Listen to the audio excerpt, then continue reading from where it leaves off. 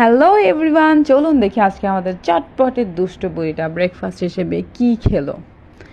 তো তার আজকে ব্রেকফাস্ট দিয়েছিলাম ইজি সেরেলাক। ইজি সেরেলাকটা হচ্ছে উপাদান রয়েছে এতে ফ্ল্যাট অ্যান্ড রাইস, ক্যাসিউনাট, আমন্ড, রেইজিন এবং স্যাফরন, যেটা কিনা বাচ্চাদের জন্য মানে ওদের স্টমাকের জন্য খুবই ফ্রেন্ডলি। কারণ হচ্ছে বাচ্চাদেরকে অনেক বেশি এক্সট্রা উপাদান দিয়ে সেরেলাক দিলে কিন্তু ওদের বদ হজম হয়ে যায়, তখন কিন্তু রুচি ফেরার পরিবর্তে উল্টো রুচিটা নষ্ট হয়ে যায়।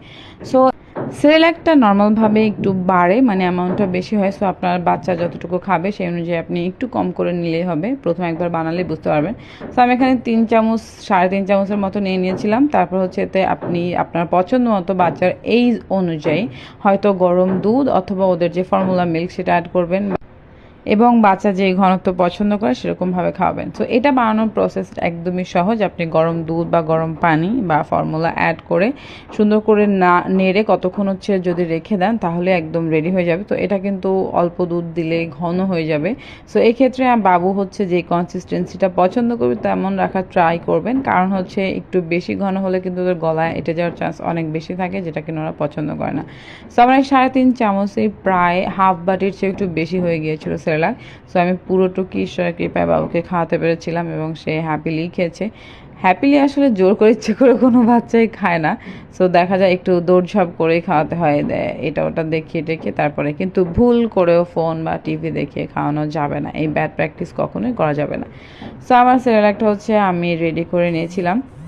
আপনার বেবিরা যে ধরনের কনসিস্টেন্সি পছন্দ করবে সেটা বানিয়ে নেবেন। সানা হচ্ছে একটু এরকম নরম থাকবে, একটু হচ্ছে ওর জন্য সুবিধা হবে, ওরকমটা পছন্দ করে, বিশেষ করে সেরেলাকের ক্ষেত্রেটা। বাকিটা হচ্ছে সেরেলাক বা মানে মিষ্টি জাতীয় পায়েস, এগুলো হচ্ছে ওরকম একটু মানে দুধ বেশি থাকবে এরকম পছন্দ তার। সো এভাবেই হচ্ছে ওকে দেওয়া হয়। তো যে বেবিরা হচ্ছে 7 মান্থ প্লাস তাদের ক্ষেত্রে কিন্তু আপনারা হচ্ছে কোনো রকম সল্ট সুগার কিছু অ্যাড করবেন না। আর এই সেরেলাকে no salt, no sugar, no preservative, কোনো রকম সল্ট সুগার প্রিজারভেটিভ নেই। সো আমি ওর জন্য একটু মধু ব্যবহার করছি, ও আবার মধুটা বেশ পছন্দ করে। সো এখানে সামান্য একটু মধু নিয়ে নিব মিষ্টি স্বাদ করার জন্য। বাকি যারা চান তারা চাইলে দুধের মধ্যে একটু মিষ্টি গরম করে তারপর সেটা কিন্তু অ্যাড করতে পারেন এখানে।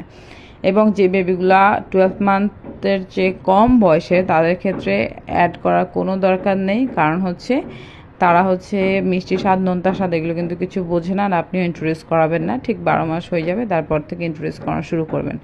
সো এতদিন পর্যন্ত একটু কষ্ট হলেও মেনটেন করবেন সব কিছু। ওদের কিন্তু টেস্ট বার্ড হচ্ছে র্যাপিডলি চেঞ্জ হয়, সো আপনি বুঝে শুনে ওদেরকে দিবেন। দেন হচ্ছে 1 ইয়ার প্লাস হয়ে গেলে আপনি হানি অথবা হচ্ছে চাইলে মিষ্টি অ্যাড করতেই পারেন। আমি খুবই হ্যাপি, কারণ তাকে আমি পুরোটুকুই শেষ করতে পেরেছিলাম। এই যে দেখেন খুব দুষ্ট করছে আর খাচ্ছে।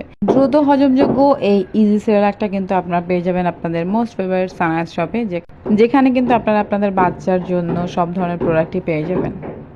আপনাদের ক্ষুদ্র সোনাদের খাওয়াতে গেলে আপনাদের কী কী ঝামেলা পোহাতে হয় আপনি কিন্তু চাইলে কমেন্ট করে আমাকে লিখতে পারেন। তো এই দুষ্ট করতে করতে সে খাওয়াটা কমপ্লিট করলো এবং আমি ভেরি ভেরি ভেরি হ্যাপি যে পুরোটুকু খেয়েছে। Thank you so much everyone, ভালো থাকবেন সবাই।